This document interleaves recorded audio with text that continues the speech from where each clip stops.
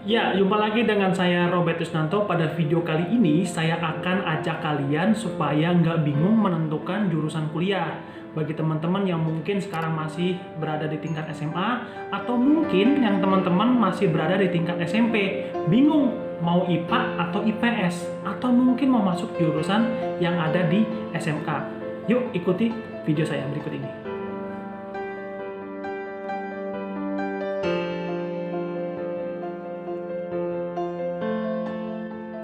Oke, langsung saja saya akan ajak kalian bagaimana sih caranya untuk menentukan minat dan bakat. Yang pertama adalah kalian siapkan dulu nih alat tulis ya. Boleh spidol, boleh pulpen, terserah. Boleh pakai kertas kosong, boleh pakai whiteboard, boleh pakai handphone kalian, boleh apapun itu, yang penting bisa nulis. Nah, yang pertama yang kalian harus lakukan adalah tuliskan hobi atau kesukaan, hal yang bikin kamu happy. Nah, contoh misalkan kalau kamu suka masak, kamu tulis.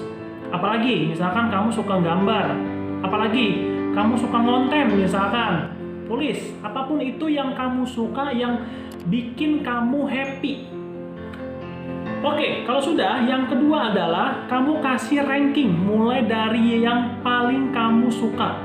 Nah, misalkan kalau kamu udah bisa bikin tahu apa aja yang kamu bakalan tulis. Nah, misalkan seperti ini, nomor 1. Nah, ini kan terbalik jadinya. Oke, di sini kamu tulis misalkan hobi kamu apa, tulis. Nah, kamu kasih ranking di sini, misalkan kamu kasih nomor 1, ya. Terus nomor 2 apa lagi, terus kamu tulis nomor 2, ya.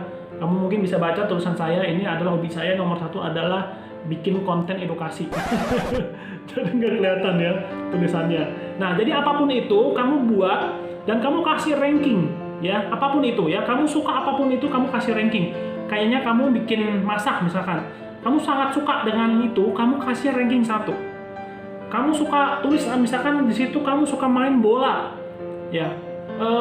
Tapi kamu lebih suka masak, kasih ranking 2. Ya, sampai seterusnya. Kalau kamu punya kesukaannya ada 10 ya, kamu harus kasih ranking itu 10-10-nya. Oke, kalau sudah, yang ketiga. Nah, sekarang saya akan minta kalian untuk membuat kategori pada setiap item yang kalian suka. Contoh, misalkan kayak tadi saya sudah buat beberapa kesukaan saya, misalkan ya. Di sini saya misalkan apa, di sini apa, di sini apa, sampai sebanyak-banyaknya yang kalian bisa temukan dalam diri kalian. Nah, misalkan kayak tadi saya sebutkan saya suka bikin konten edukasi. Nah, ternyata di beberapa nomor di bawah yang saya suka ketemu lagi berkaitan dengan editing video misalkan. Nah, saya tarik kesimpulan di sini. Saya tarik garis dan saya bikin di sini misalkan perfilman. Nah, jadi kalian bisa membuat kategori yang sama pada item yang kalian suka kalau konteksnya itu sama. Oke, kalau kalian sudah membuat kategori dari setiap item yang kalian temukan atau persamaan dari setiap hal-hal yang kamu suka, langkah keempat, kalau memang kalian belum tahu tentang apa sih yang menjadi kesukaan di diri kalian, kalian bisa melihat role model ataupun artis ataupun mungkin tokoh tertentu yang kalian suka atau gemari. Misalkan kalau kamu suka artis Korea, kok mungkin, tapi ini jangan melihat dari gantengnya doang ya. Mungkin kemampuan aktingnya, kok saya jadi suka ya berkaitan dengan sastra Korea. Wah, kayaknya pengen memperdalam nih. Nah, berarti ini kalian udah menemukan kesukaan dari role model kalian nih. Oke, yang kelima, kalau memang kalian nggak tahu dan nggak menemukan juga di tokoh atau role model kalian, kalian coba deh googling dan cari temukan ya, kira-kira mereka itu suka hobinya apa sih. Nah, mungkin saja ketika kalian googling mereka membuat konten keseharian mereka begitu kan, ternyata ada yang suka olahraga sepak bola, ada yang mungkin suka melukis, ada yang mungkin suka bernyanyi selain acting ya kan. Drama Korea kan banyak tuh artis-artisnya kan. Nah, ternyata kok salah satu hobinya mereka kalian juga suka. Nah, itu boleh kalian ambil ya, untuk kalian coba. Nah, di poin selanjutnya nanti saya akan jelaskan. Oke, tadi kita sudah bahas ya poin keempat dan kelima, sekarang masuk poin keenam. Nah, kalau seandainya kalian belum menemukan juga dari role model kalian ataupun artis yang kalian gemari, kalian coba deh tanya-tanya, ngobrol-ngobrol sama orang-orang yang terdekat, orang tua, kakak, om, tante, adik kalian mungkin. Nah, coba kalian tanya sama mereka ya, kalian catat atau kalian bikin kuesioner kecil-kecilan.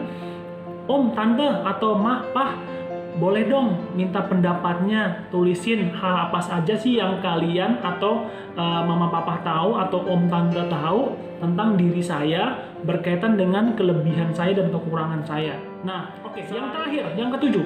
Nah, kalau kalian sudah menentukan, sudah banyak kategori yang kalian tadi buat, atau mungkin diambil dari tokoh yang kalian suka, atau mungkin didapat dari pendapat orang lain, coba kalian praktekkan. Misalkan kayak tadi akhirnya kalian mendapatkan kategori memasak.